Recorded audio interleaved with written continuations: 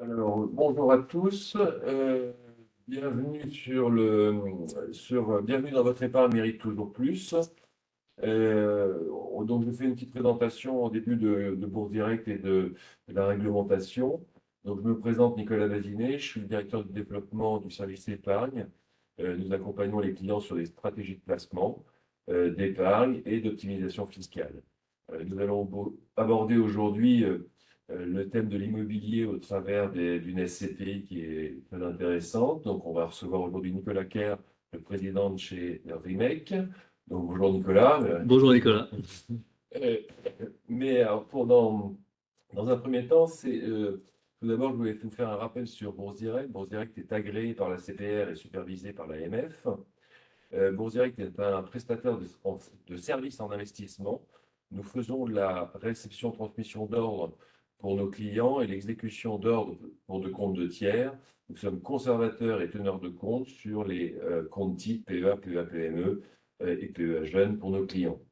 Bourse Direct est aussi courtier en opérations d'assurance, ce qui est immatriculé à l'ORIAS. Cela nous permet de vous proposer des contrats d'assurance vie et nous en avons deux, Bourse Direct Vie et Bourse Direct Horizon, qui sont deux contrats dédiés avec Apicil et Generali.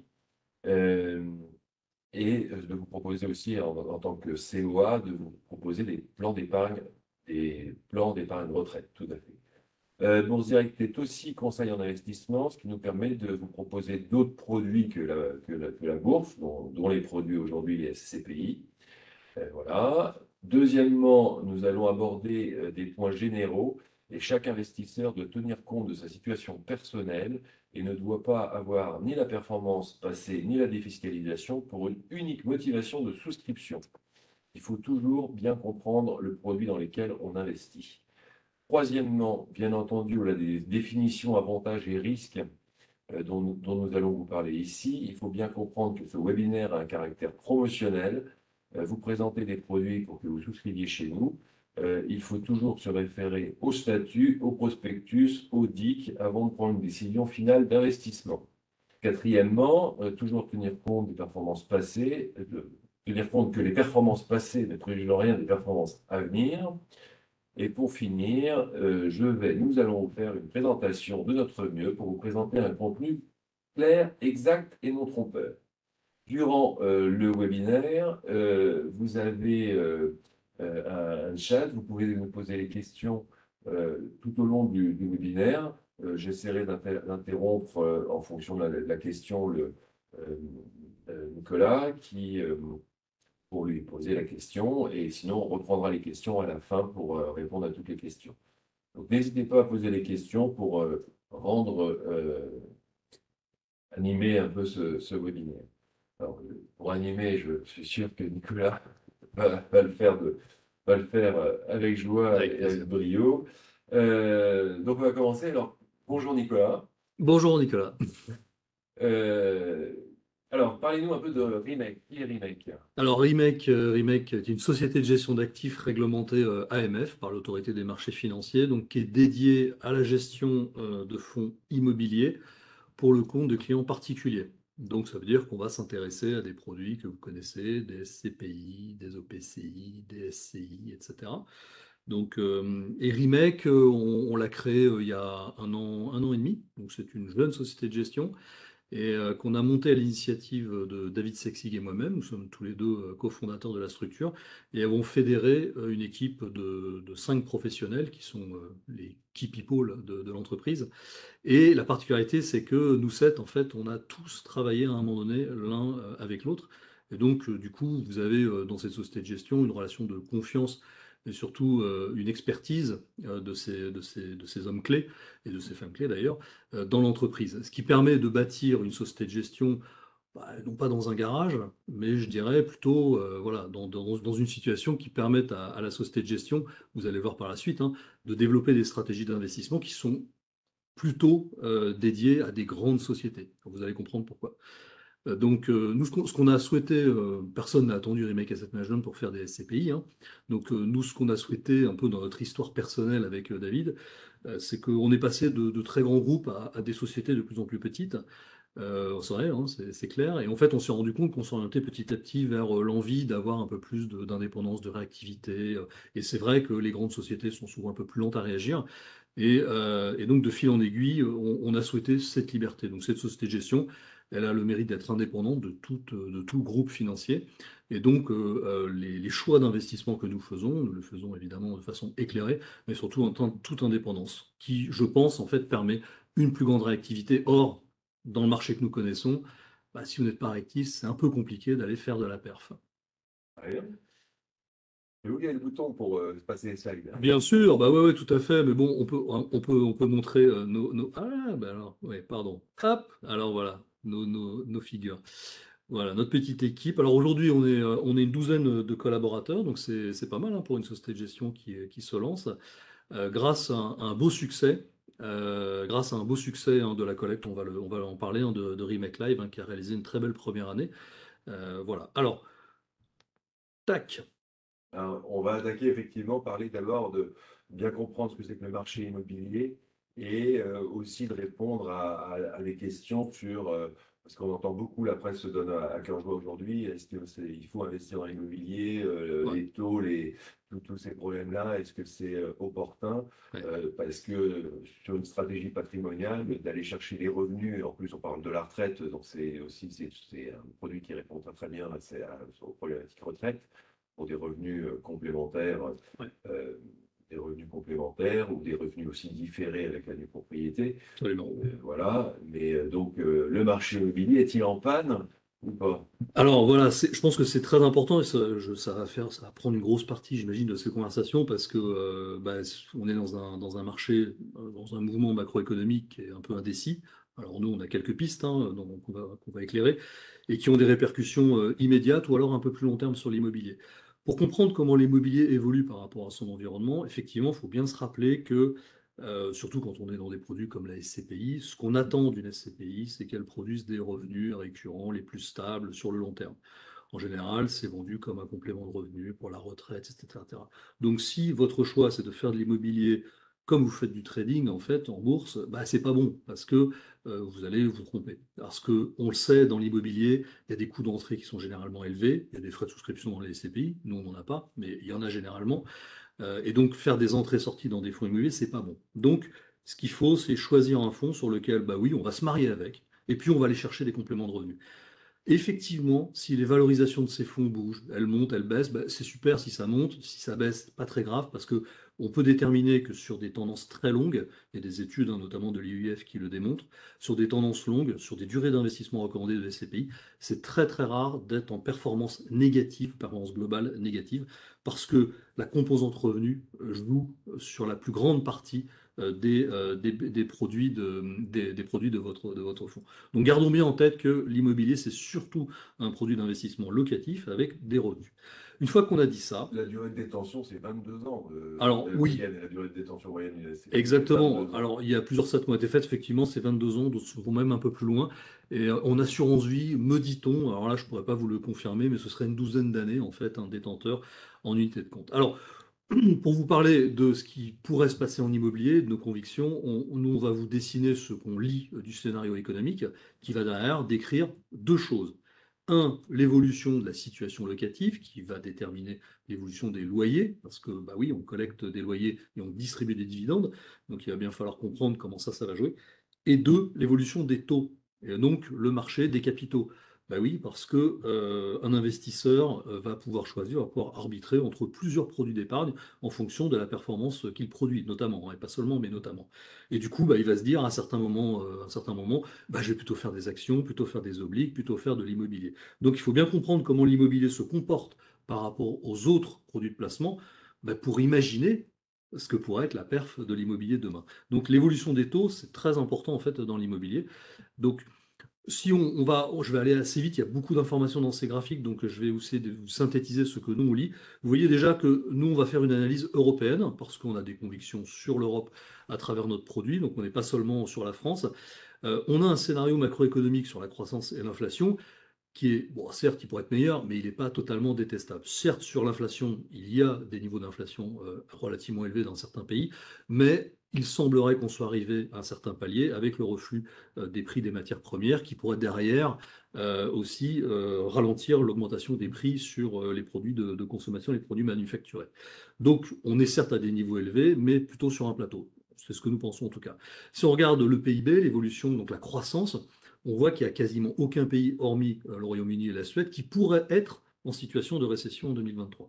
Tout ça évolue très vite, donc ça, je l'ai retiré il y a un mois, donc ça aura pu changer légèrement, mais on voit qu'on n'a pas de récession à venir.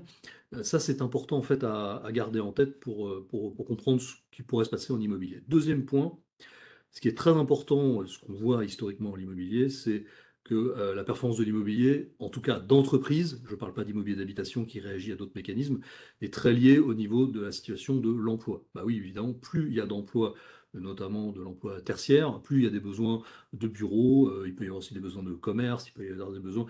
Bon, en tout cas, le taux d'emploi en fait est intimement lié à la performance de l'immobilier. Du coup, qu'est-ce qu'on va regarder? On va regarder les taux de chômage en Union européenne, dans l'Union européenne, dans un certain nombre de pays. Vous l'avez en pointillé gras à noir. Aujourd'hui, on a un taux de chômage moyen dans l'Union européenne qui est de 7%. En France, on est un peu au-delà. Je rappelle qu'en 90, par exemple, là où ça s'est mal passé, on est rentré en récession un peu plus tard en France, on était sur des taux de chômage largement supérieurs à 10%.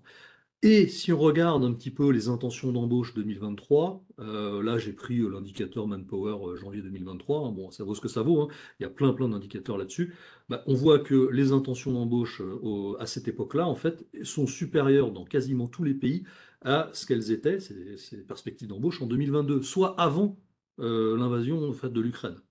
Du coup, ça montre que l'emploi est plutôt solide. J'ai pas envie d'être excessif dans mon propos, je dis simplement que ça résiste. Et ça va être un très bon élément pour soutenir la demande locative. Ça, c'est important. En face de la demande locative, vous allez mettre de l'offre. Effectivement, si vous avez une demande locative qui est un peu atone, et que de l'autre, vous avez une offre, par exemple, des bureaux, du commerce qui se créent à tout va, vous avez des déséquilibres en fait qui sont liés à cela. On n'observe pas dans la plupart des pays d'Europe en fait, des situations de suroffre. Tout simplement parce que le crédit qui a été fourni aux promoteurs, aux investisseurs spéculatifs, a été quand même assez mesuré. Et donc la production de locaux en blanc, c'est-à-dire des locaux qui sont construits et puis plus tard on trouve un locataire, elle est relativement modeste. Et donc on le voit, hein, les taux de vacances, notamment en Île-de-France, mais dans les métropoles européennes, sont bas. Et l'offre n'est pas excessive. Donc on a un marché qui est plutôt bien guidé de ce point de vue-là. Vous allez avoir une illustration après. Si maintenant on bascule un peu sur les taux, nous ce qu'on regarde c'est évidemment l'évolution des taux courts mais aussi des taux longs. Et on a un paramètre qu'on regarde régulièrement en immobilier qui est l'obligation d'État à 10 ans dans les différents pays d'Europe. Bon, peut-être saviez-vous qu'en Espagne on tournait sur le taux à 10 ans, le taux de la dette à 10 ans était à 3,5, il est à 4% en Italie. Et évidemment ils ont fortement progressé hein, depuis 18 mois. Ça a évidemment des incidences sur la performance comparée de l'immobilier par rapport aux autres placements, parce que ces placements, ce taux à 10 ans qui est ici, bah, c'est un peu un indicateur qui va vous donner la performance de vos placements obligataires, enfin en tout cas de certains placements obligataires. Donc vous pourriez vous dire, ah bah c'est bien, donc ça veut dire que je vais pouvoir faire de l'oblig en Italie à 4%. Bah, alors du coup, ça crache combien l'immobilier? Et voilà, et donc vous allez comparer, et vous allez vous dire, bah, qu'est-ce que je fais? Je fais plutôt de l'Italie ou de l'immobilier? Donc comprendre en fait où se situent ces niveaux de taux par rapport à l'immobilier, ça va aussi vous permettre de savoir si l'immobilier doit être repricé, si la valeur de l'immobilier doit être rebaissée pour reconstituer des rendements. Vous allez voir, je vais vous expliquer par un petit graphique comment on l'illustre. Ce petit graphique, en fait, c'est celui-ci, j'espère que vous voyez tous bien. À gauche, vous avez donc l'évolution des taux de rendement alors là on est en Europe, oui c'est ça, pour le bureau, le commerce, la logistique. Alors on est, évidemment ce sont des moyennes, donc derrière ces chiffres vous avez des écarts colossaux entre des très bons immeubles et des mauvais immeubles, hein, fatalement. Ici ce qu'on prend c'est le meilleur immeuble de bureau. D'accord? Donc, c'est un échantillon des meilleurs immeubles de bureaux dans les différentes métropoles européennes. Et puis, on regarde, ça c'est le trait rouge, hein, pardon, c'est le trait bleu, autant pour moi. Et puis on regarde ce que rapporte ce meilleur immeuble de bureau en moyenne par rapport au placement sans risque. Et le placement sans risque, c'est le fameux taux à 10 ans dont je vous parlais tout à l'heure. Si je vous donne une lecture, en 2009, je pouvais espérer 6% de rendement sur l'immobilier de bureau bien placé en Europe en moyenne, alors que mon obligation d'État en moyenne en Europe, elle coûtait, j'ai du mal à lire, 3,9%. Voilà.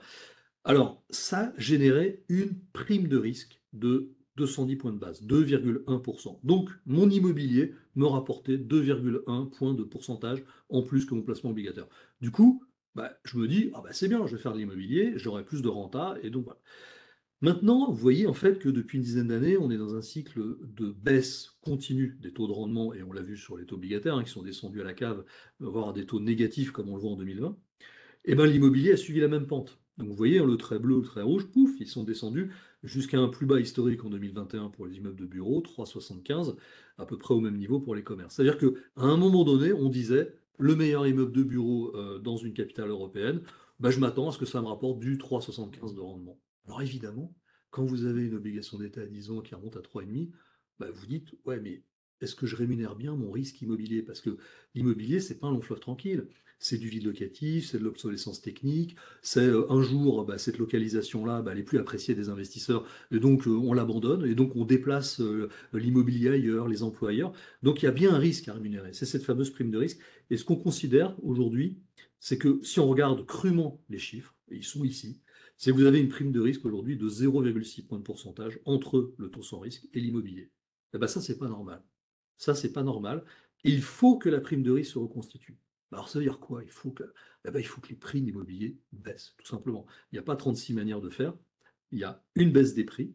Il peut y avoir aussi une croissance des loyers, mais on n'est pas quand même dans un environnement super porteur pour que les loyers croissent. Et donc forcément, il faut qu'il y ait des prix qui ajustent. Donc oui, on ne va pas se mentir, les prix vont s'ajuster et commencent à s'ajuster dans certains pays d'Europe, un petit peu moins dans d'autres, vous allez voir, hein. Il y a des cycles en fait qui se dessinent. D'ailleurs, c'est le graphique qui est à droite. Alors là, c'est encore moins lisible, je suis désolé. Donc, je vais vous raconter cette carte. Après la réunion dans 2 jours, dès que le replay sera disponible, je vous fais un mail à tous avec la présentation de Jean-Pierre. Voilà, alors je vais vous faire une lecture de ce graphique-là. Toutes les pastilles en rouge montrent enfin, sont des villes dans lesquelles les taux de rendement de marché ont augmenté. Quand les taux de rendement montent, les prix baissent, comme dans les obligations. Alors là, j'ai vraiment beaucoup de mal à lire, mais je crois qu'à Paris, de mémoire, on avait en fait une augmentation du taux de rendement du meilleur immeuble de bureau à Paris. Donc là, on peut considérer qu'on est parmi dans les meilleurs immeubles de bureau ici même. Et donc c'est un bon indicateur. Et ben, on peut considérer que le prix, toutes choses égales par ailleurs, au 31/12/2022, a baissé de 15% sur cet immeuble par rapport au 31/12/2022. Ça, c'est pas une vérité, c'est juste, enfin, pardon, c'est une réalité. C'est-à-dire que compte tenu du niveau des taux exigés aujourd'hui, bah, cet immeuble-là, je devrais le payer 15% moins cher aujourd'hui que ce que je le payais l'année d'avant. Alors évidemment, ça, c'est très, enfin, il y a d'autres ingrédients qu'on met dans la machine pour valoriser un immeuble parce qu'il y a aussi la composante loyer. Parce que, évidemment, contrairement à une obligation que, en général, vous achetez sur un coupon déterminé ad vitam aeternam, nous, on a des loyers qui sont généralement indexés. Donc, chaque année, je demande à mon locataire de me payer un peu plus. Or, quand vous voyez les niveaux d'inflation qu'on a connus en 2022, qu'on continue de connaître en 2023, eh ben, je vais peut-être demander à mon locataire de me donner 5, 6, 10% de plus dans certains pays d'Europe que l'année d'avant. Donc, vous voyez un peu la mécanique. C'est que si à mon numérateur, j'ai plus de loyer, 10%, que certes, j'ai aussi une dépréciation sur ma valorisation au dénominateur, parce que mon taux de rendement baisse, eh bien, je peux avoir une atténuation finalement de ma baisse de prix sur mon immeuble. Je vous la refais différemment.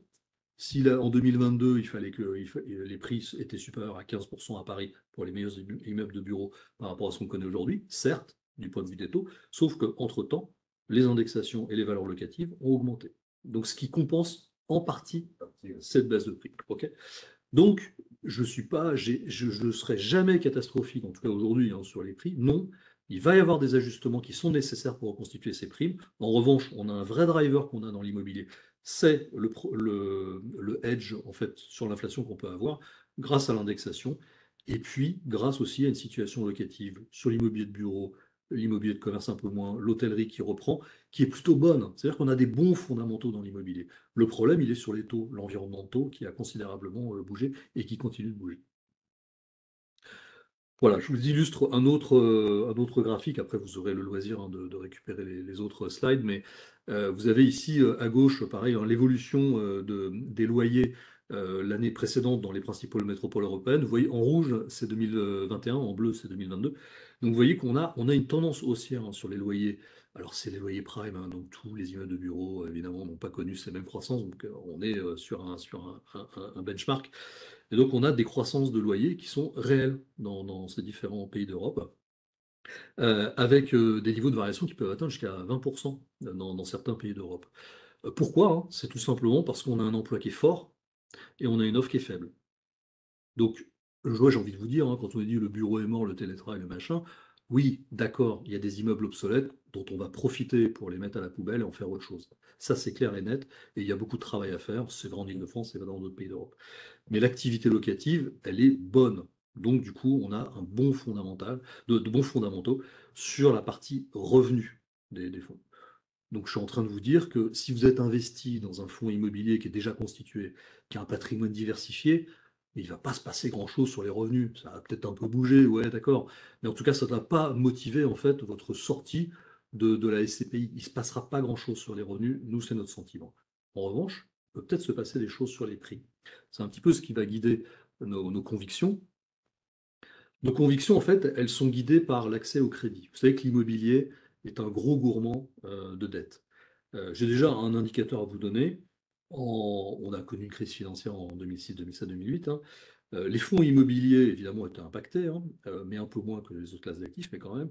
Les fonds immobiliers à l'époque étaient financés à peu près à hauteur de 70% en dette, en moyenne. Donc ça, c'était en 2007. Évidemment, c'est passé ce qui s'est passé, c'est-à-dire qu'il y a eu un crédit crunch. Donc, quand il y a eu des refinancements en fait, qui ont été demandés par les investisseurs, il n'y avait plus de banque au rendez-vous. Qu'est-ce que je fais? Je vends mon immeuble. Donc, ça a été un peu dur pour certains fonds. Ça a été le cas notamment en Allemagne, hein, où il y a des fonds qui ont été qui ont été fermés et liquidés.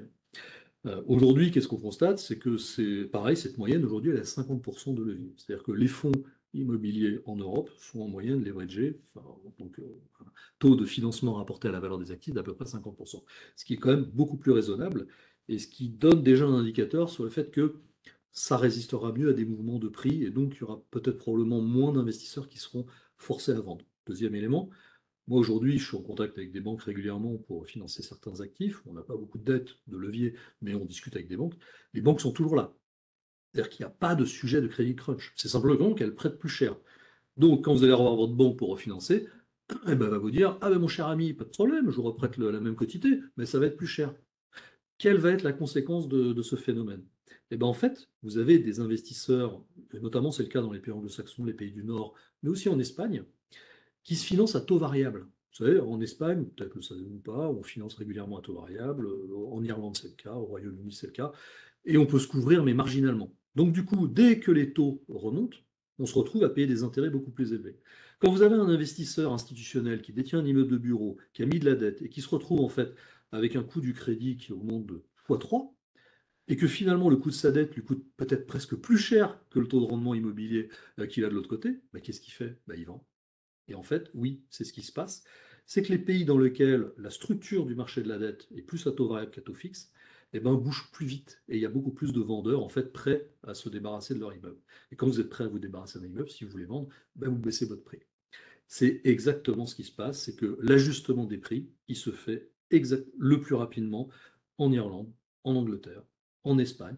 Et vous savez où ça se passe le moins vite? En France. Structure de financement à taux fixe. Du coup, vous vous en fichez. Vous avez toujours vos loyers, vous avez votre dette à taux fixe.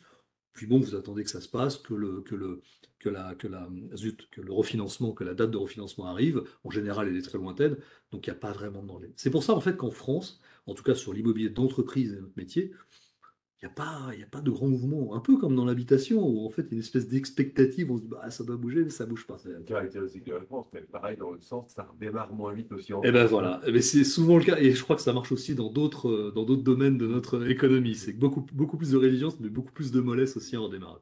Donc le fil rouge, ça va être la dette en 2023, et il faut aller, si vous êtes investisseur, là où la dette est à taux variable, là où ça va commencer à coincer pour les investisseurs.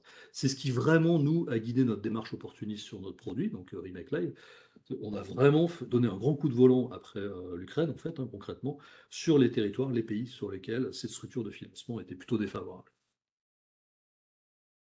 Voilà pour le marché en général, donc je suis plutôt positif sur la partie revenu, donc il n'y a pas de crainte à avoir sur tous les produits, toutes les SCPI. Évidemment, peut-être certaines SCPI thématiques qui pourraient être un peu plus bousculées, mais des SCPI diversifiées, je ne vois vraiment pas ce qui peut se passer. En revanche, peut-être un point sur les prix. Bah alors oui, alors du coup, est-ce que mon investissement immobilier va se prendre une claque? Euh, En fait, ce qu'il faut bien avoir en tête, c'est que quand vous êtes dans une SCPI, les valeurs d'expertise de votre patrimoine sont déjà réalisées une fois par an. Et vous n'avez pas le droit de sortir plus d'une valeur par an. C'est même pas une possibilité qui serait offerte en disant bah tiens, je vais valoriser tous les mois. Non, vous pouvez pas. C'est dans le code monétaire et financier, c'est une fois par an. Donc il faut attendre le 31 décembre pour que l'expert immobilier évalue le patrimoine. Et cette évaluation va elle-même entraîner, in fine, potentiellement, une baisse ou une augmentation du prix qui est à la main de la société de gestion. C'est-à-dire que si le mouvement de prix est de 2 ou 3%, ou de -2 ou -3%, la société de gestion peut très bien décider de ne pas bouger son prix. C'est son choix, dans une limite en fait de plus ou moins 10% Moins 10%, de la valeur de reconstitution. Donc dans une SCPI, ces mouvements sont très lents. Par ailleurs, quand vous détenez un immeuble dans une SCPI, que vous avez un expert immobilier qui évalue votre patrimoine, il prend aussi conscience de qui détient cet immeuble. Si c'est une SCPI qui détient un immeuble et qu'elle n'a pas la volonté de vendre dans un très court laps de temps, et bien du coup, l'expert immobilier va avoir une approche plus, je dirais, moins, enfin, il va avoir une approche plus prudente de l'évaluation. C'est-à-dire que généralement, vous le voyez dans les rapports annuels des SCPI, c'est que les évaluations du patrimoine sont plutôt faibles par rapport à des valeurs de marché, parce que l'expert est plus prudent. Du coup, il n'a pas tendance à augmenter les prix. Et la conséquence, c'est qu'aujourd'hui, on a des valorisations des SCPI qui sont plutôt en fait décotées par rapport à la fameuse valeur de reconstitution. Donc du coup, si je pouvais dire, ouais, alors qu'est-ce qui va se passer? Bah, il se passera peut-être des petits trucs, mais il y en a un peu sous le pied, moi c'est ce que je vois, hein, et je ne parle pas pour mes produits, je regarde de façon générale, il y en a un peu sous le pied, ces évaluations se font plutôt en fin d'année, donc du coup ça bouge très lentement, et puis nous, notre scénario économique, c'est de dire, enfin nous ce qu'on croit, hein, c'est que l'inflation arrive à un plateau. On pense qu'en 2024, elle devrait commencer à refluer, qu'en 2024, la croissance sera toujours relativement faible et donc du coup un peu problématique, peut-être avec une remontée du taux de chômage moyen autour de 8 en Europe. Donc que ferait la Banque centrale? Bah, c'est de dire, OK, stop à la politique de taux courts élevés, je repars dans l'autre sens, et si vous avez les taux courts qui rebaissent, mouvement mécanique sur les prix, revalorisation de votre immobilier, toutes choses égales par ailleurs. Et nous, ce qu'on pense, c'est que ça va peut-être être un petit mauvais moment à passer, mais avec une telle inertie sur les produits SCPI, ça ne devrait pas fondamentalement en fait chahuter les valorisations des produits déjà constitués. Et même avec une opportunité d'investissement pour des personnes qui se délestent à un mauvais moment sur l'immobilier pour. Absolument, tout à fait. Alors après, si vous êtes déjà investi, moi ce que je vous dis, c'est restez où vous êtes, quoi. Il faut commencer pas à arbitrer, aller dans tous les sens. En revanche, si vous voulez investir dans l'immobilier, une partie de votre épargne est diversifiée, oui, là en revanche, il y a de vraies bonnes idées, et des vrais choix à faire en matière de stratégie d'investissement. Est-ce que je prends une grosse SCPI diversifiée? Est-ce que je prends une SCPI thématique? Est-ce que je prends une SCPI opportuniste, petite et diversifiée? Enfin, en fait, ça va vraiment. Alors, déjà, bon, on met pas tous ses œufs dans le même panier, comme ça on est à peu près sûr de ne pas se tromper. Mais en revanche, ça, là-dessus, il peut y avoir vraiment des choix gagnants et perdants, selon nous. Bon, on pourra peut-être y revenir. Sur la valorisation, et que les clients comprennent bien, ce que c'est intéressant ce que vous avez dit tout à l'heure, c'est que sur les SCP, sur la valorisation de la SCP, que l'expert, effectivement, était plutôt prudent et il y avait une valorisation qui était plus régulière. Sur les SC qu'on retrouve dans les assurances vie, effectivement, là, la valorisation varie plus et on l'a vu 2022 et puis le premier trimestre même 2023, là, Ouais. qu'il y a eu quelques petites casses sur les SC. Alors là, effectivement, vous avez raison, la mécanique en fait de valorisation est plus directe sur les OPCI et les SC, hein. On a vu sur les OPCI des performances un peu décevantes, hein, qui sont notamment pas mal liées à la poche foncière cotée, mais aussi parce que ce sont des produits, notamment pour les OPCI, en fait, qui valorisent tous les 15 jours. Il n'y a pas de mécanisme de valeur de reconstitution, de tunnel de prix de souscription. Du coup, il y a un, il y a un- il y a- il y a- il y a- il y a un lien beaucoup plus direct entre les valeurs de marché et puis la valeur liquidative du produit. Donc, moi, j'ai envie de dire que les foncières cotées, les OPCI, puis les SC, c'est aussi des signes annonciateurs de mouvements qu'on pourrait retrouver sur le plus long terme sur les SCPI. Mais quand vous voyez les mouvements qu'il y a eu sur les SCI, certaines d'entre elles, c'est quand même assez faible, assez marginal. Donc franchement, oui, enfin, je vois pas de mouvement de repricing en fait fondamental. Et SCPI, quand on fait une stratégie patrimoniale, c'est vraiment une acquisition long terme. Alors voilà. Aujourd'hui, c'est vrai que beaucoup de SCPI sont décotés aujourd'hui par rapport à la valeur de reconstitution. Oui, oui, Donc, vous achetez un petit peu moins cher le stream immobilier.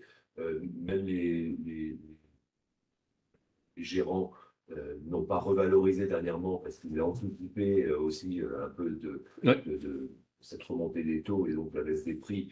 Et donc, ils n'ont pas revalorisé, ce qui leur évite de faire une dévalorisation derrière si jamais exactement. le prix est inférieur, Ouais. supérieur à 1%.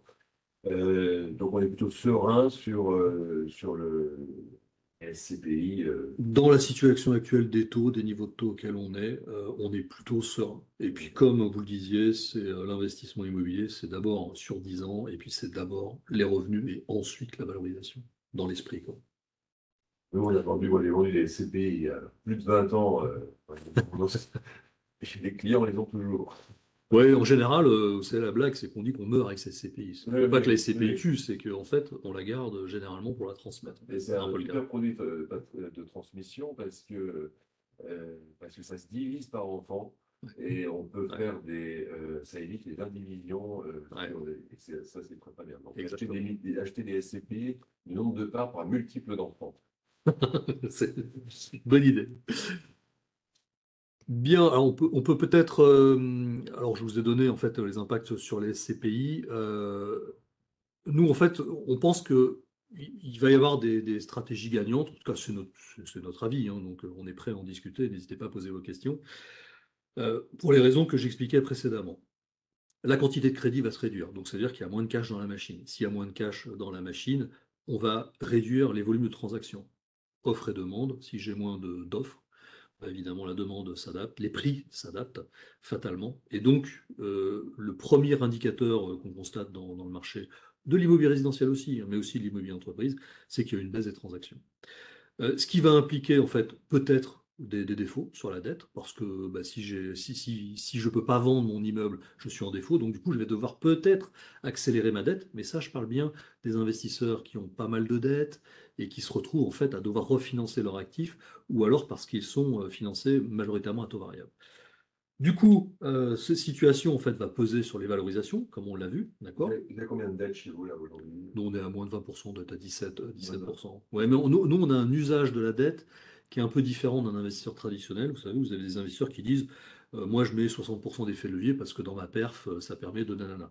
Nous, on peut potentiellement aller jusqu'à 40%. Aujourd'hui, on est à 17. Pourquoi on est à 17? Parce qu'on se sert plutôt de cette dette pour être constamment surinvesti. Ce qu'on veut, c'est toujours être dans l'immeuble d'avance pour que quand la collecte arrive, que l'investisseur récupère ses dividendes au bout du délai de jouissance, eh ben, il y a l'immeuble qui soit là. Et donc éviter la dilution. Donc nous, on voit la dette plutôt comme un moyen de vous offrir un délai de jouissance, non pas de 6 mois comme on peut avoir dans certaines SCPI, mais de 3 mois dans notre SCPI, 3 mois pleins, donc 3 mois pleins quoi qu'il arrive, donc c'est le premier jour du quatrième mois. On aurait très bien pu faire 6 mois de délai de jouissance pour dire bah, je me mets au fond du siège et je prends mon temps pour acheter, et donc ça va, j'aurais mis moins de dettes. Ce qu'on a préféré, c'est avoir un peu plus de dettes, acheter par avance et offrir un délai de jouissance plus faible. C'est ça l'arbitrage qu'on a fait. C'est pour ça qu'on a un délai de jouissance relativement faible.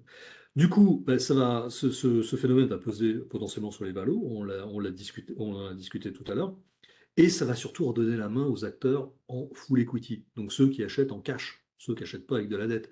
Donc du coup, bah oui, je ne signe pas une promesse sous conditions suspensives d'obtention de dette. Ça ne marche pas, hein. Donc ça veut dire que ceux qui arrivent à collecter aujourd'hui, les fonds qui arrivent à collecter aujourd'hui, c'est super pour faire ses courses, hein. Donc nous, c'est génial. On est vraiment dans une situation géniale. Deuxième chose, absence de récession et maintien de l'emploi. Donc on a plutôt une bonne structure de marché, généralement en Europe, hein, évidemment. Une politique de taux fort qui devrait en fait être réduite à la faveur de la baisse de l'inflation en 2024 et donc potentiellement une baisse des taux et donc une croissance des valorisations en immobilier. Et donc du coup, nous, ce qu'on se dit, c'est qu'il vaut mieux être plutôt investi sur des petits produits que des gros produits. Pourquoi? Parce que quand vous avez derrière vous plein d'immobilier qui a été acheté dans un cycle haut, c'est-à-dire des prix élevés, quand les taux étaient bas, bah forcément, vous allez avoir le risque de revalorisation, même si j'ai tendance à l'atténuer parce que tout ça est très lent. Mais quand même, entre un produit qui va être investi sur des valorisations anciennes qui peuvent baisser, et puis un produit qui achète dans le cycle, bah évidemment, vous avez peut-être un peu plus de perspectives de performance quand vous achetez dans le cycle que quand vous êtes investi sur les précédents millésimes. Et donc, nous, on est ravis d'avoir relancé Remake Live. On ne savait absolument pas ce qui allait se passer aujourd'hui, personne ne pouvait prédire.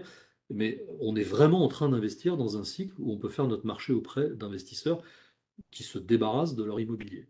Donc, dans des conditions, nous semble-t-il, plus favorables. Donc on a un peu le double effet, c'est qu'on peut acheter sur des taux de rendement plus élevés, donc je vais y revenir. Enfin, l'année dernière, on a acheté sur des taux de rendement net investisseurs largement supérieurs à 6% de notre patrimoine. Aujourd'hui, on a un deal flow qui est plutôt à 7% de taux de rendement immobilier. Alors attention, ça ne préjuge pas du futur, mais en tout cas, c'est pour vous dire qu'on arrive à capturer des taux de rendement immobiliers et on n'a pas derrière nous un patrimoine qu'on a acheté sur des taux de rendement de 5% et qui devrait se revaloriser à 6. Donc, petit SCP qui collecte, c'est plutôt, nous semble-t-il, un bon timing pour investir. Est-ce qu'on parle de Remake Live? Oui. Produit. Surtout. Voilà. Alors, on a créé Remake Live, c'est un peu la synthèse de ce qu'on sait faire chez Remake et donc des personnes qui constituent la société de gestion.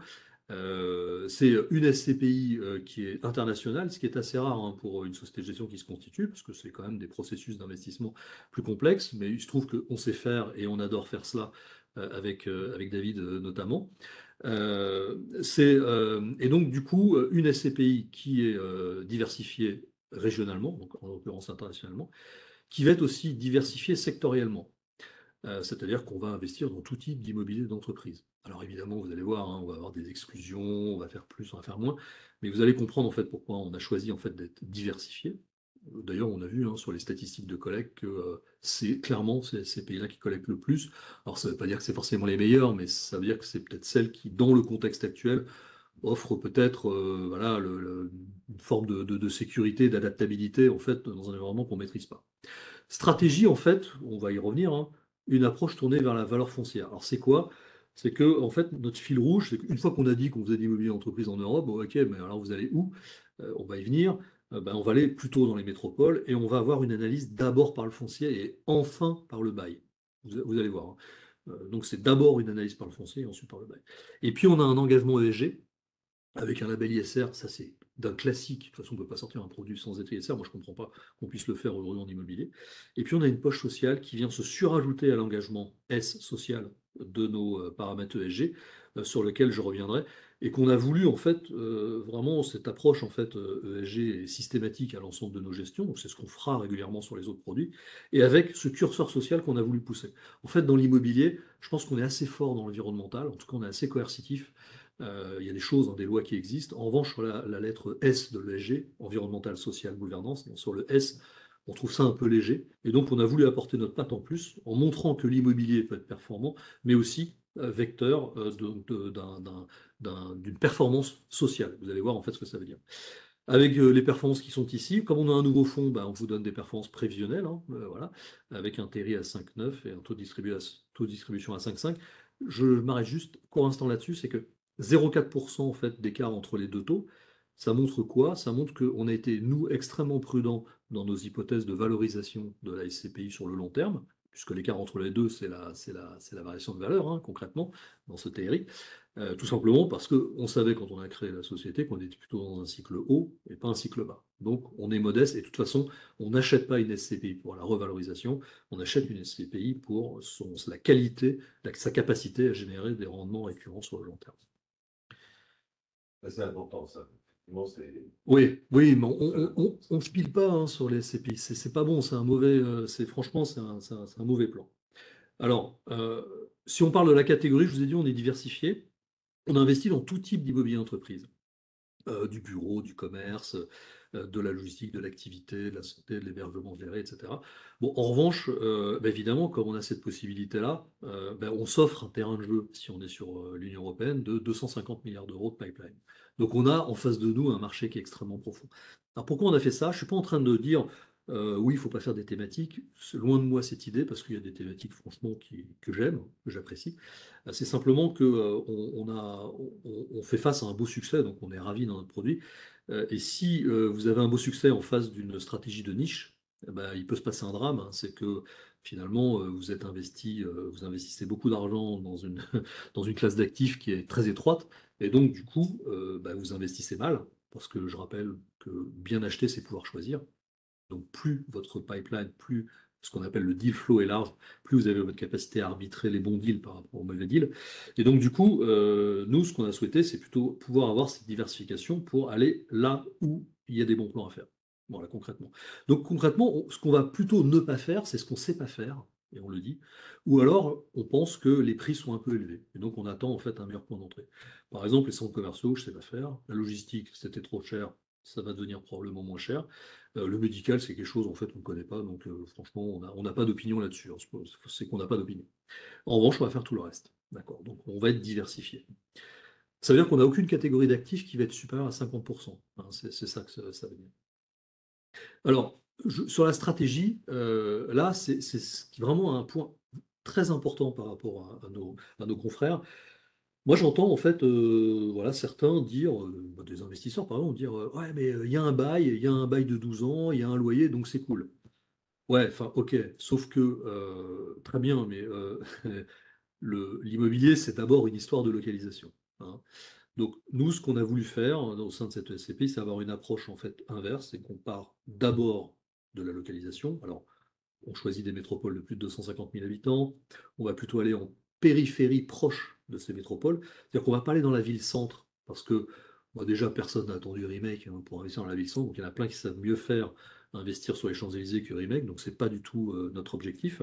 Et puis la deuxième chose, c'est qu'une SCPI, elle est constituée pour 99 ans. Un investisseur, il reste 26 ans ou 22 ans dans sa SCPI. Ça veut dire qu'on a la chance d'avoir un passif très très long. Et donc du coup, sur mon actif, bah, je peux faire peut-être des paris un peu longs. Et si finalement je me disais que ma SCPI, elle pouvait aussi faire des paris sur les développements urbains, sur les redéveloppements urbains, etc., etc.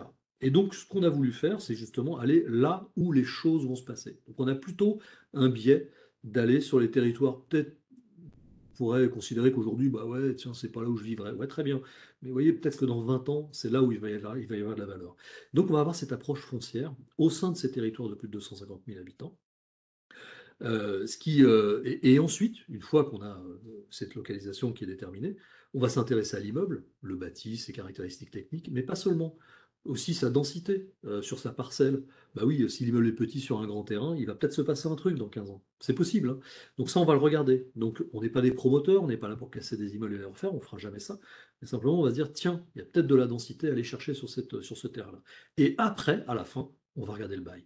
Évidemment, si l'immeuble n'est pas loué, ça va être compliqué pour une SCPI d'acheter, elle va plutôt acheter des immeubles loués. Mais vous avez vu la démarche, ça va plutôt être la localisation, le terrain, l'actif et le bail. Et ben c'est comme ça qu'on construit notre processus d'investissement. On ne commence pas par le bail, on finit par le bail. On a aussi conscience que quand on a cette approche-là, on a une approche un peu spéculative au sens étymologique du terme, c'est-à-dire qu'on va anticiper des créations de valeur. Quand on va s'installer dans un territoire qui va prendre de la valeur, en achetant et en développant ce foncier, on va contribuer finalement à valoriser le territoire.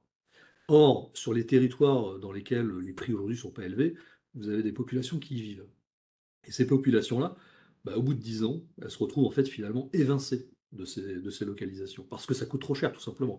Et donc le paradoxe qui existe, c'est que les pouvoirs publics emmènent un métro à un endroit, les personnes qui y vivaient, bah, super, se disent j'ai un métro, mais en réalité, quand elles veulent acheter, elles ne peuvent pas et donc s'éloignent. Et elles vont toujours plus loin par rapport aux infrastructures. Et donc comme on a conscience qu'on joue, nous, investisseurs, en fait, bah, finalement un rôle dans cette augmentation du prix, et peut-être cette partie de spéculation, bah, on a créé une poche sociale au sein de notre SCPI, qui fait jusqu'à 10% de la collecte, donc c'est beaucoup, hein, 10% de la collecte, qui va être investie dans des actifs à fort contenu social. Concrètement, c'est par exemple du logement social. Et vous savez où on va l'acheter, ce logement social? Ben, typiquement là où on achèterait aussi notre immobilier d'entreprise. Et en fait, c'est quelque part notre contribution. Elle n'est pas modeste, hein. L'année dernière, c'était 70 logements qui ont été financés comme ça. Mais c'est la contribution d'épargnants comme vous et moi qui investissons dans une SCPI et qui attendons de la perf, à finalement créer, faire en sorte qu'on ait un développement plus inclusif de la ville, de la cité, sans que ça coûte énormément aux clients, parce que finalement, la performance de notre SCPI, elle est quand même plutôt sympa, et pourtant, on a réalisé ces investissements à hauteur de 70 logements sur un petit fonds comme le nôtre, c'est pas mal. Donc, nous, ce qu'on a voulu faire à travers cette poche, c'est montrer qu'on peut faire du bien sans que ça coûte cher. Voilà. Alors, on est en diversification, on est sur l'international, on va faire tous les pays d'OCDE, de l'OCDE. Ça veut dire que par exemple, la Roumanie fait pas partie de l'OCDE, donc on ne sera jamais en Roumanie, autant vous le dire. En revanche, oui, on va faire des pays parfois un peu plus exotiques que la France, hein. Et on a commencé à investir en Irlande, aux Pays-Bas, en Espagne. Pourquoi? Bah, parce que c'est typiquement ces trois pays, on investit aussi en France, hein, qui sont les pays, nous semble-t-il, dans lesquels les mouvements sur la dette sont les plus rapides. Et donc, du coup, des opportunités d'investissement que je vais vous illustrer juste derrière. Voilà, ici je vous résume un peu notre processus d'investissement. Voilà. Et alors, je vais vous donner juste deux exemples, et je vais en terminer là parce que je pense qu'il faut basculer sur les questions. Ces deux exemples d'investissement, encore une fois, ça ne préjuge pas des investissements futurs, c'est pas illustratif de tous les investissements, donc attention, hein, ne regardez pas trop les images qu'on vous envoie sur des investissements, parce que c'est pas que ça, un patrimoine. Mais ça vous montre en fait la philosophie dans laquelle on s'installe. On achète un terrain de 12 000 m² à Cergy. Vous voyez, hein, je vous parle d'un terrain, je ne vous parle même pas d'immobilier de bureau, je ne parle pas de locataire. On achète un terrain de 12 000 m² à Cergy, pas loin du RER préfecture, sur lequel on a un immeuble pas terrible, faut pas se le cacher, c'est pour ça qu'on fait des gros travaux techniquement, et donc on l'améliore, il est considérablement amélioré, et ça c'est plutôt vertueux, loué à Orange, avec un bail long. Donc vous avez en fait un locataire qui paye un loyer qui permet de générer un rendement ici, il est à peu près de 6,94, donc on est content, qui est content là où il est, et qui est installé sur un terrain de 12 000 m². Et vous avez un immeuble R+2, 2 étages, plus rez-de-chaussée. Et quand vous traversez la rue, bah, vous avez des immeubles d'habitation R+7 qui sont en train d'être construits à 4 000 ou 3 500 euros du mètre, hein, pour vous donner un ordre d'idée. Donc du coup, il ne faut pas être devin pour se dire qu'un jour, voilà, si Orange devait partir, il se passerait un truc sur ce terrain. Donc nous, notre politique, c'est de dire, bah non, on va fidéliser Orange, et c'est ce qu'on va faire, et on va être ravis d'accompagner Orange le plus longtemps possible. Du coup, on fait ces travaux. Et on a, vous savez, cette petite cerise en plus à la fin, qui est de dire, on a cette valeur foncière qui va être résiduelle, qui va perdurer, et peut-être qu'il va se passer quelque chose et que ça pourrait générer de la plus-value. C'est typiquement l'approche top-down dont je vous ai parlé, le terrain, l'actif, le bail. Et puis, parce qu'il n'y a pas que ça dans Remake, il y a aussi d'autres types de produits, c'est aussi l'approche opportuniste qu'on peut avoir. C'est qu'il s'est passé à l'été 2022 en fait une bascule dans le marché des taux, et notamment aussi des taux en immobilier. Et on a commencé à tirer nos antennes à l'étranger, et on a vu là où ça bougeait le plus vite. Bah, ça bougeait très vite, notamment en Irlande. Pas seulement, notamment en Irlande. Et donc, on a fait aussi des coups de fusil. Et on a acheté cet immeuble, qui est donc au centre-ville de Dublin, très bien placé. C'est l'équivalent de la cité financière à Paris. C'est un peu l'équivalent de la cité financière, donc le 9e arrondissement, si on pouvait prendre un comparable, hein. Et vous avez un immeuble de bureau, voilà, qui est loué, enfin tout va bien, qu'on a acheté en fait sur la base d'un taux de rendement de 6,15%. Cet immeuble-là, un an avant, on l'aurait probablement acheté sur des taux de rendement inférieurs à 5%. Donc ça vous donne en fait une idée du prix, enfin de l'évolution du prix et de l'opportunité qu'on a pu capturer. Quand on achète au centre-ville de Dublin, qui est une ville, hein, l'Irlande c'est 7 milliards d'euros d'investissement, la France c'est 26, hein, donc c'est pas un petit marché l'Irlande, hein, c'est un gros marché. Et vous capturez en fait des rendements enfin, comme cela, vous dites qu'il y a des opportunités à aller chercher. Donc je vais vous dire, hein, aujourd'hui on n'investit plus en France. On est 100% investi à l'étranger parce que c'est là où les marchés bougent et c'est là où il y a des opportunités à capturer. On reviendra en France, mais quand les taux auront changé, quand les vendeurs seront un peu plus enclins à nous écouter. Et ça va venir, hein, probablement au second semestre de cette année. Voilà, deux exemples en fait diamétralement opposés. Une stratégie vraiment opportuniste, hein, sur Dublin. Donc là, on est vraiment, on joue le bêta en fait, on joue le marché. Et puis sur Cergy, on joue plutôt l'alpha. Là, ça va être plutôt l'asset management en fait sur le long terme qu'on va mettre en place. Voilà, je vous parlais de mon engagement ESG, c'est la poche sociale, je pense que j'en ai parlé. Je préférerais peut-être répondre aux questions parce que c'est.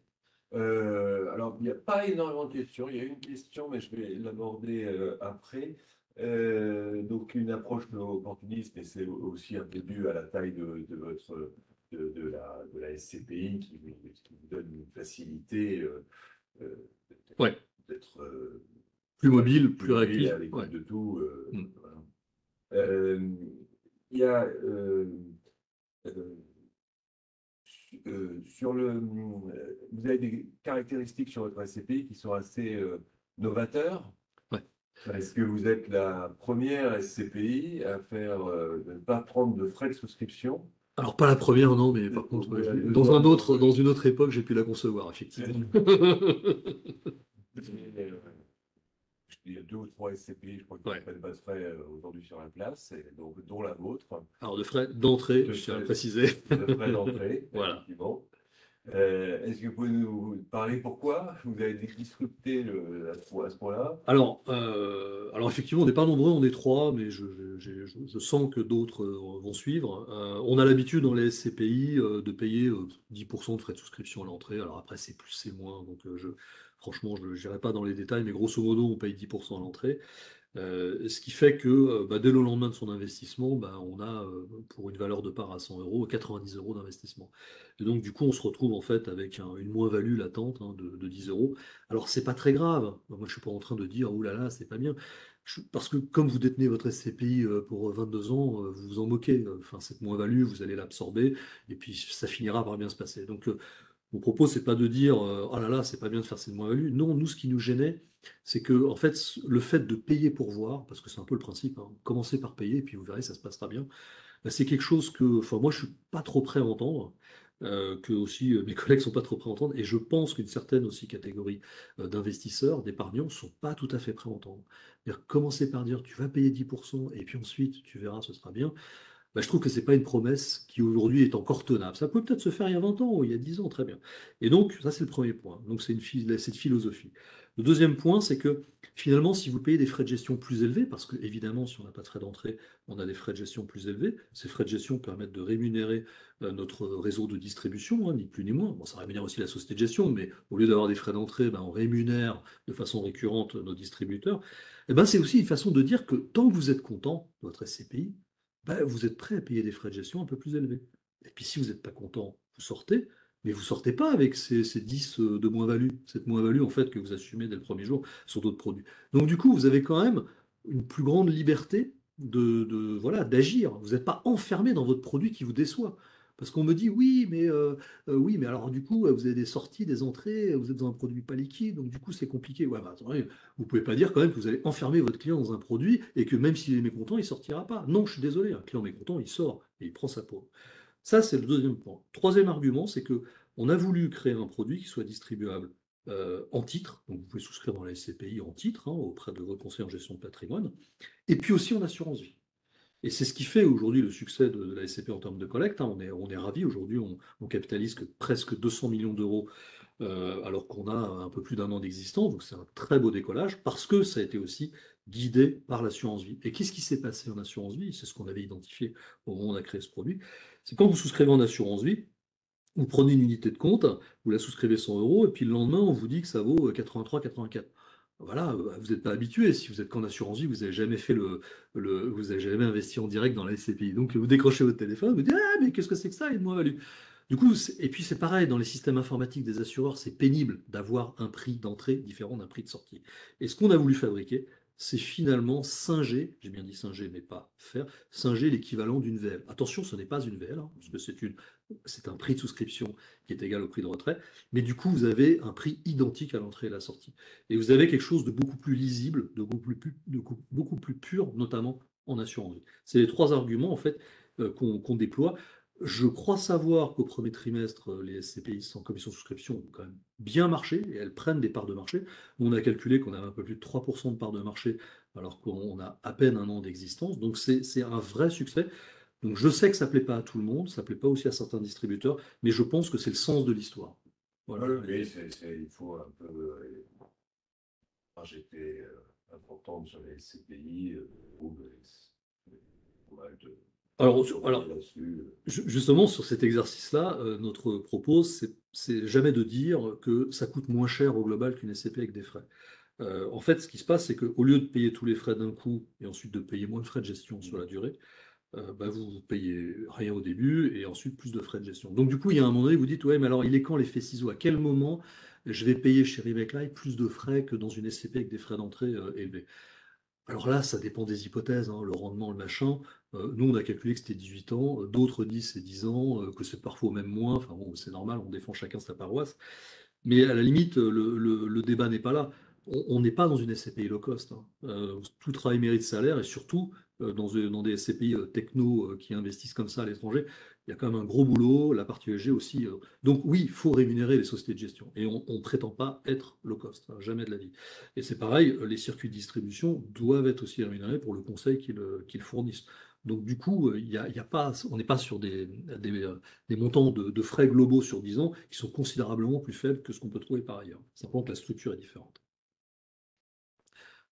Euh, Pouvez-vous nous indiquer le taux des frais de gestion? Alors, oui, si on Ouais. va parler des frais de gestion, donc Oui, alors justement, on a une petite slide pour illustrer tout ça. Voilà, bon, alors ça, c'est petit, moi je vois pas très bien, donc j'espère que vous voyez mieux. On a en fait pas de frais d'entrée dans la SCPI, donc 0% TTC. D'autres SCPI sont à 10, 12 TTC, hein. Attention, hein, c'est 12% du prix de souscription. On est bien d'accord, du prix, donc du cash que vous investissez. Et puis, en regard de cela, généralement, vous avez des SCPI dans le marché classique, hein, qui vont facturer 10% des loyers, et pas du prix. Parce que bien souvent, on se dit, ah oui, oui, ouais, 10% des loyers, voilà, en frais de gestion. Alors, j'ai souvent tendance en fait à raisonner hors taxe parce qu'il faut savoir une chose, c'est que dans les SCPI d'immobilier entreprise, la TVA, elle est généralement largement récupérable. D'accord? Donc, notamment sur les frais de gestion, mais aussi sur les différentes charges. Du coup, c'est pour ça que vous avez à la fois la mention hors taxe et TTC, parce que la réalité, c'est que bien souvent, vous allez payer le hors taxe en tant qu'investisseur et rarement le TTC. Et donc, on met les deux, hein, pour être très clair. Et donc, vous avez ici sur cette slide-là ce que, de notre fenêtre, nous voyons en termes de coûts de frais de gestion rapportés à un investissement sur Remake Live ou alors une SCPI type. Je le disais tout à l'heure, ça dépend de plein d'hypothèses. Nous, on a pris les nôtres, hein, elles sont écrites ici. D'autres disent, bah non, c'est différent. Bon, ok, il n'y a pas débat. Donc, j'ai pas. Nous, on considère qu'au bout de 20 ans, effectivement, les frais sont plus élevés. Et en contrepartie de quoi, je vous disais, les frais de gestion sont chez nous de 15% hors taxe des loyers, quand les autres sont à 10% hors taxe. Ça fait 12% TTC ou 18% TTC des loyers. Si vous convertissez cette rémunération sur les loyers, d'ailleurs, tout dit en passant, la réglementation nous oblige à donner les frais de gestion sur les loyers. Si on pouvait afficher des frais de gestion sur l'encours, exactement comme un OPCVM classique, les SCPI avec frais d'entrée seraient aux alentours de 0,60, 0,80 de l'encours, ce qui est quand même pas très élevé par rapport à la gestion complexe qu'on a en face.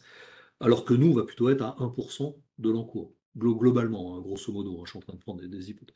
Donc vous voyez en fait que vous êtes dans un produit qui n'est pas par rapport à un OPC en fait diversifié ou à un fonds patrimonial, vous avez des frais de gestion qui ne sont pas très très élevés en frais de gestion récurrents, quoi. Voilà, ça c'est l'échelle un peu des frais.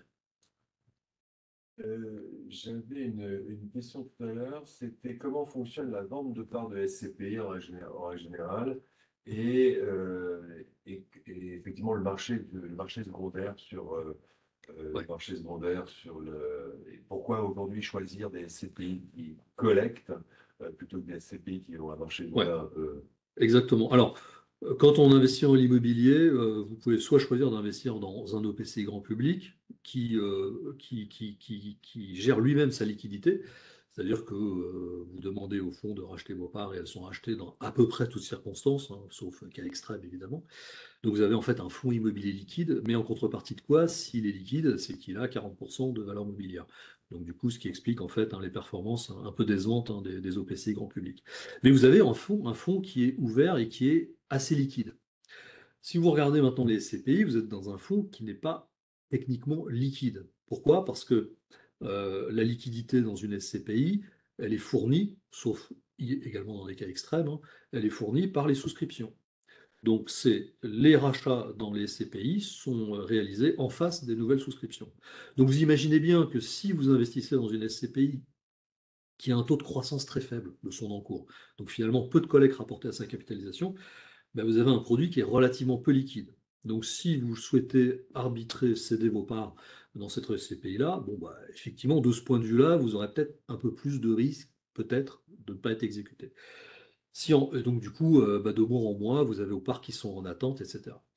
Si en revanche, vous avez un fonds dont la collecte rapportée à la capitalisation est très importante, bah, vous avez un très fort niveau de liquidité. Alors, ça ne veut pas dire que cet indicateur-là se reproduit chaque année, attention. Mais en tout cas, à un instant T, c'est un indicateur en fait de plus forte liquidité. Bon, j'imagine que si vous voulez souscrire maintenant dans une SCPI, si vous commencez à vous dire que vous voulez sortir l'année prochaine, vous n'êtes pas dans le bon produit, hein. Mais quand même, une SCPI qui collecte plus, c'est problématique pour la liquidité. Ça, c'est à peu près sûr. Non, mais on essaie d'expliquer bien aux clients les avantages et les risques et ce qu'il faut faire ou ne pas faire pour Bien sûr, souscrire des SCPI. bien sûr. Voilà. Est-ce que vous avez des questions? Est-ce que vous voulez qu'on aborde un sujet particulier? Est-ce que je rappelle que vous pouvez souscrire Remake sur le site épargne.boursedirect.fr sans frais de souscription. Euh, 200 euros le prix de la part. Et c'est le montant minimum, c'est aussi 200 euros. Et vous pouvez faire des versements programmés sur qui est aussi une nouveauté depuis 5-6 ans sur. Ouais, ça commence à se mettre en Sur- place. Ouais. Ouais, ouais. Exactement. Et c'est une bonne chose. Il y avait une question qui était posée, est-ce que c'est des SCPI qui capitalisent ou qui distribuent? Alors, si vous voulez capitaliser, parce que ça vous enquiquine de récupérer les revenus, etc., dans ce cas, vous le faites plutôt en assurance vie, ça va être plus simple, parce que c'est réinvesti, ça dépend de votre contrat, mais soit dans le fonds en euros, soit c'est réinvesti en part de SCPI, ça dépend de votre assureur. Et votre SCPI sont éligibles sur votre contrat. Oui, oui, oui, exactement, c'est éligible sur vos contrats, tout à fait. Et quand vous investissez en direct dans une SCPI, il n'y a aucune SCPI qui capitalise. En fait, je m'explique. La SCPI réalise un résultat à la fin de l'année, un résultat comptable, et par transparence, ce résultat comptable, eh ben, il arrive dans votre déclaration d'impôt. Donc vous allez payer de l'impôt sur ce résultat comptable. Donc si moi je vous dis, bah, écoutez, chers amis, vous allez payer de l'impôt, mais je ne vous donne pas le dividende, vous allez m'engueuler. Donc la réalité, c'est que les SCPI, elles distribuent parce qu'elles sont transparentes fiscalement. D'accord? Donc oui, toutes les SCPI, en fait, sont des produits de distribution. Si ça vous enquiquine, bah, faites-le en assurance vie. Bon, après, faut que ça coche d'autres cases, mais grosso modo, c'est un peu ce calcul. Juste moi, un élément aussi, pour finir peut-être, c'est que vous pouvez souscrire dans la SCPI donc, en titre ou alors en assurance vie. Euh, une SCPI sans commission de souscription, elle a un avantage technique sur le démembrement. C'est que si vous voulez acheter la nue propriété de la SCPI, bah, parce que voilà, votre situation personnelle fait que vous n'avez pas envie de toucher les revenus, vous n'avez pas envie d'être allié à l'IFI, etc., etc. Donc il y a plein de raisons qui peuvent l'expliquer. Eh bien, l'avantage, hein, c'est que comme vous n'avez pas de commission de souscription dans une SCPI sans commission de souscription, eh ben, votre prix de retrait est égal au prix de souscription. On est bien d'accord? Donc, pour une part qui vaut 100 euros, je prends un exemple de 100, euh, si vous démembrez que vous achetez la nue propriété de votre SCPI, je ne sais pas, par exemple, 60% de la valeur de la plaque pro, vous allez l'acheter 60 euros. Vous allez acheter votre nue propriété 60 euros. Et puis 10 ans plus tard, vous allez remembrer l'usufruit et avoir la pleine propriété de vos parts. Dans une SCPI qui a des commissions de souscription, vous allez remembrer, toute chose égale par ailleurs, à 90 euros. C'est le prix de retrait. Donc la valeur de votre placement sera 90 euros. 90 euros. Ben là, la valeur de votre placement, ce sera 100. Donc du coup, techniquement, c'est juste purement mathématique, hein, je ne suis pas en train de parler de remake là, je suis juste en train de parler du concept en fait de l'absence de frais d'entrée. En démembrement, il y a un avantage technique supérieur de la SCPI sans commission de souscription aux SCPI qui ont de la commission de souscription. Je ne parle pas des autres paramètres, mais en tout cas de celui-là. Donc à mon sens, ça peut être une idée de regarder le démembrement sur ce type de produit. Très bien, super. N'hésitez pas à poser vos questions. Sinon, on va. Alors, je vais vous envoyer un mail dans 2 jours. Si vous voulez aussi nous envoyer, non, répondre. Enfin, oh, excusez-moi. Si vous avez des questions, n'hésitez pas à me répondre au mail et puis je répondrai à toutes vos questions à toutes vos questions derrière. Voilà. Écoutez, je vous remercie beaucoup. Merci beaucoup, Merci, Nicolas, merci de m'avoir Nicolas. accompagné. Cette question, merci. Euh, Bah, écoutez, je vous remercie. On va mettre fin au webinaire. Je vous souhaite une bonne soirée à tous. Au revoir.